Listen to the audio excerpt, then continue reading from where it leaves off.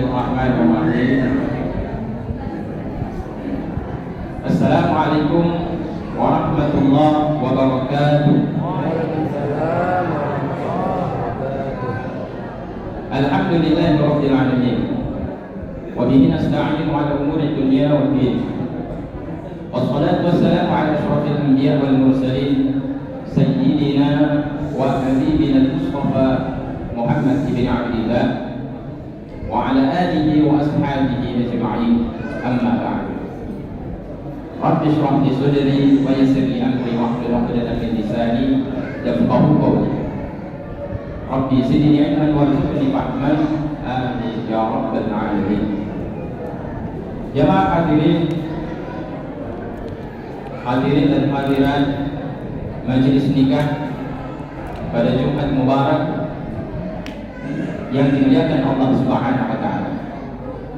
Puji dan syukur kehadirat Allah taala yang telah merahmati kita dengan terus berlangsungnya sunnah baginda Nabi kita tercinta Muhammad sallallahu alaihi wasallam. Dalam hal ini yaitu akad nikah yang barusan kita simak bersama, yang ada sedikit ketegangan karena kalau tidak tegang tidak heboh. Kalau terlalu lancar pun tidak bagus. Jadi ada sedikit tegang, itu akan membekas dalam memori baik yang hadir maupun yang akan langsung ijab kabulnya. Jemaah yang dimuliakan Allah, alhamdulillah dalam fikih Islam, nikah itu urusan nomor 4. Jadi nikah ini bukan hal yang paling penting. Yang pertama dalam bab nikah adalah ibadah. Meskipun nikah itu sebagian dari ibadah, tapi bahagian setengah daripada ibadah. Di luar itu banyak sekali perkara-perkara yang berkaitan dengan ibadah. Maka dalam bab fikih para ulama itu membagi tentang kajian hukum fikih itu, yang pertama adalah ibadah secara umum. Hal yang kedua yang terpenting dalam hidup kita sesudah ibadah adalah muamalah. Muamalah artinya transaksi hidup kita selama kita berhubungan sosial dalam lingkungan masyarakat dan dalam bernegara. Yang ketiga yaitu tentang faraid, harta warisan. Karena banyak orang berkelahi, bertengkar, yang tadinya saudara, sama-sama anak satu kandung, satu ayah, satu mama, kemudian saling membunuh, saling menyerang, dan saling melawan antar sesama saudara akibat faktor harta warisan. Barulah sesudah 3 perkara tersebut masuk dalam perkara nikah. Jadi nikah dalam hukum fikih itu bukan perkara yang paling utama. Perkara yang paling utama adalah ibadah. Yang kedua muamalah. Jadi bapak dan ibu harus mempelajari, ikut pengajian-pengajian, hadiri majelis-majelis ta'lim. Bagaimana cara kita bertransaksi akad jual beli? Bagaimana kita bertransaksi akad gadai menggadai? Sebagaimana beliau terjadi pegadaian. Bagaimana kita bertransaksi tentang hutang piutang, sewa menyewa, dan segala macam hal yang berkaitan dengan transaksi atau muamalah. Yang ketiga, mengaji tentang bab mawaris. Bagaimana harta pusaka orang tua ini nanti dibagi ketika meninggal dunia. Kenapa mawaris didahulukan daripada nikah? Faraid didahulukan daripada nikah. Karena mawaris adalah setengah daripada ilmu-ilmu yang ada di dalam ilmu Islam. Dan ilmu yang pertama akan diangkat oleh Allah Ta'ala di dunia ini sebelum terjadinya kiamat adalah ilmu mawaris, ilmu pembagian harta warisan. Karena itu mawaris harus dikaji sebelum masuk dalam bab nikah. Barulah masuk di dalam sesi selanjutnya, itu bab nikah. Kenapa bab nikah ini sesudah muamalah? Karena manusia hal yang paling utama urusan perut. Orang tidak akan mikir nikah kalau perutnya masih kosong. Orang tidak akan berpikir syahwat kalau seandainya perutnya kelaparan. Yang paling utama manusia itu yang akan dikejar adalah bagaimana memenuhi kebutuhan batin perutnya. Oleh karena itu, sesudah mendalami tentang ilmu muamalah, barulah masuk dalam urusan kemaluan. Ini yang disebut dengan bab faraj. Bab nikah ini berkaitan dengan masalah kemaluan. Karena kalau kemaluan ini tidak diurus, tidak diatur dalam syariat Islam, maka kita akan seperti hewan. Kita akan seperti binatang. Kalaulah kambing sesudah dia melahirkan anaknya laki-laki, maka kambing jantan yang tadinya anak bisa dia menghamili betinanya yang tadinya ibunya. Tidak ada hukum dalam pandangan agama. Tetapi kalau ini tidak diatur dalam syariat Islam, maka yang akan terjadi bercampur aduknya keturunan manusia itu sendiri. Ya, tidak ada lagi kejelasan siapa anak, siapa bapak, siapa yang wali, siapa mahram, siapa boleh dinikahi, siapa tidak boleh dinikahi. Karena itu nikah ini adalah urusan yang terpenting di dalam perkara ibadah. Karena berkaitan dengan masalah tiga hal yang sangat penting yang diperhatikan dalam agama Islam berkaitan dengan masalah agama, khususnya dalam bab nikah. Bahwa nikah itu untuk tanasul, untuk menjamin keberlangsungan keturunan kita. Karena kalau tidak nikah, contohnya di Jepang. Di Jepang saat ini banyak ibu-ibu rumah-rumah disita negara. Kenapa disita negara? Karena tidak punya keturunan.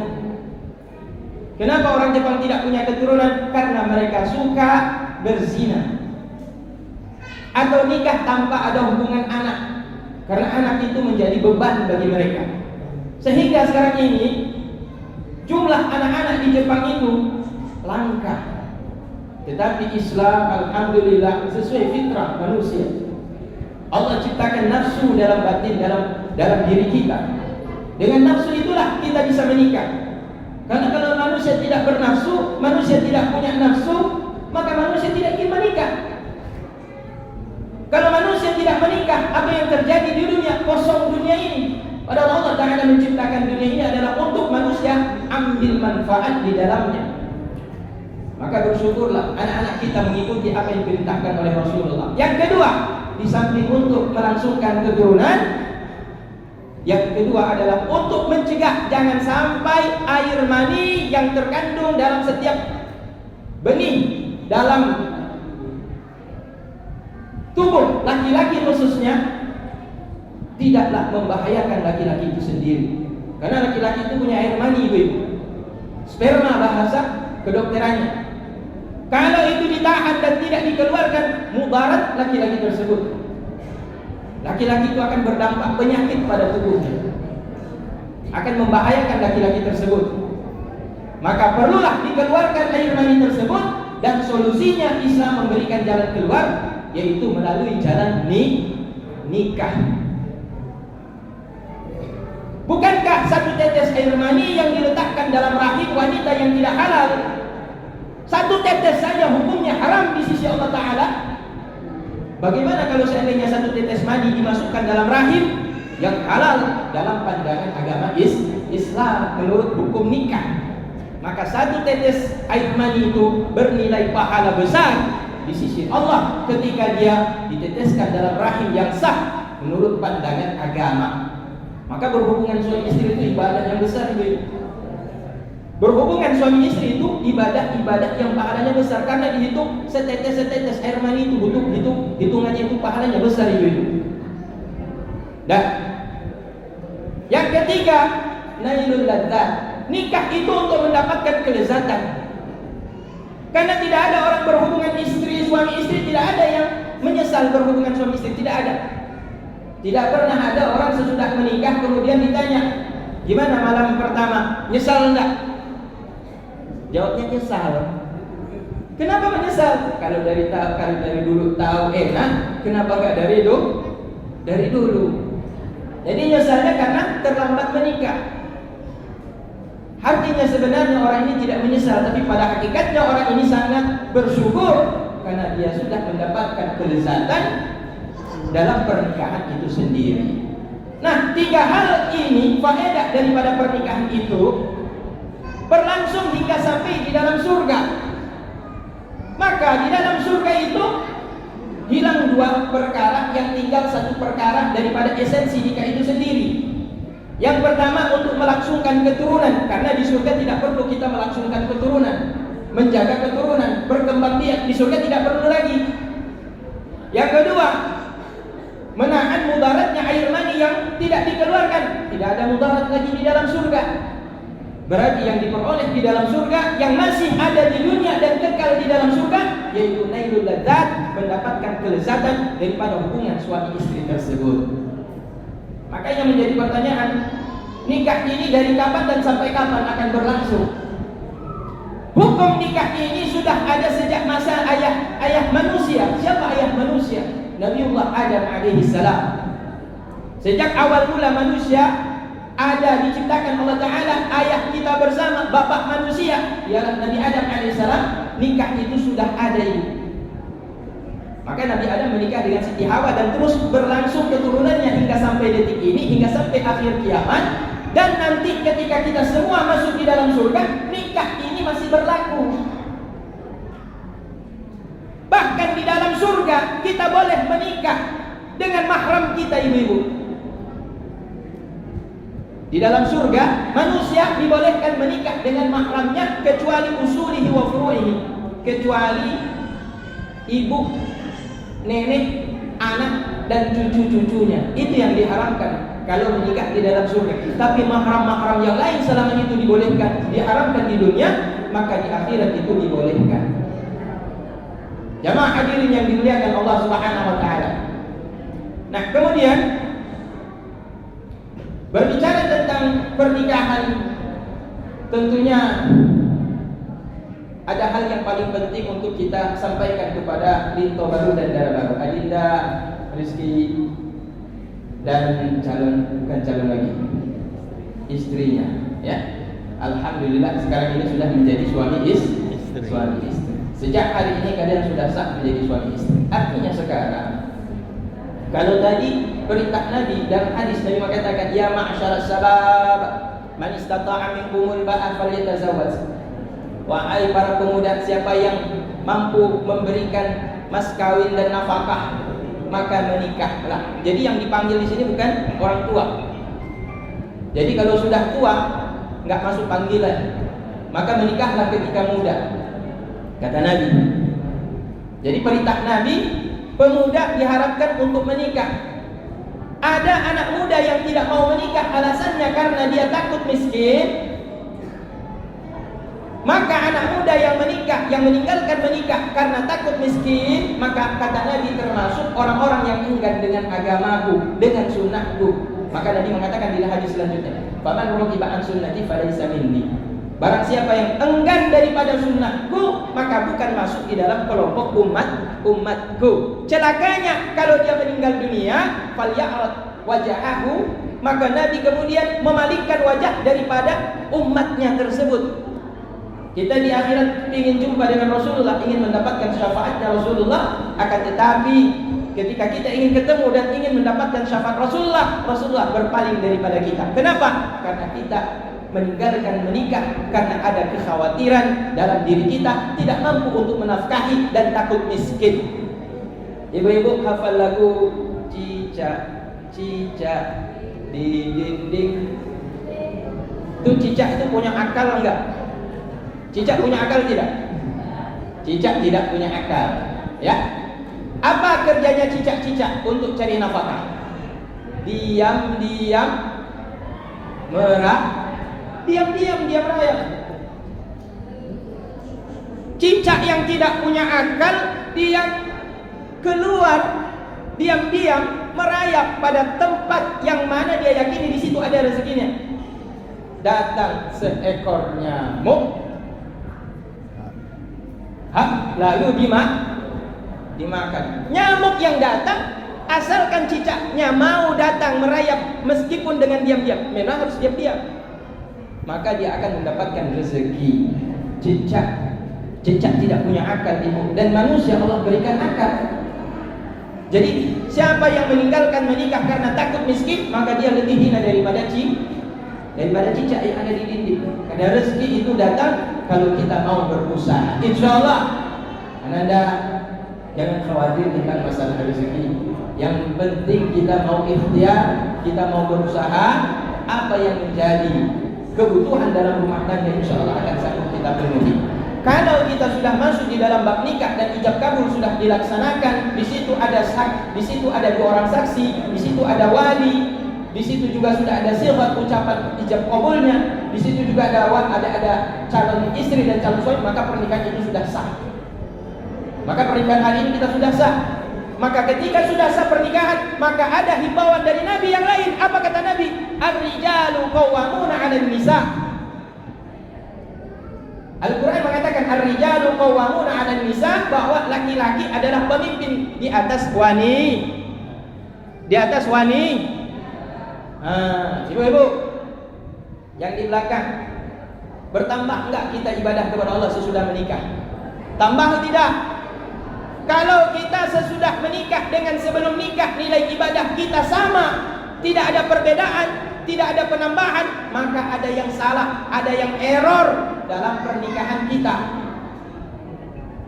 Sekarang anak dari rezeki, kalau sholat biasanya di rumah atau di masjid? Masjid. Sering nggak di rumah juga?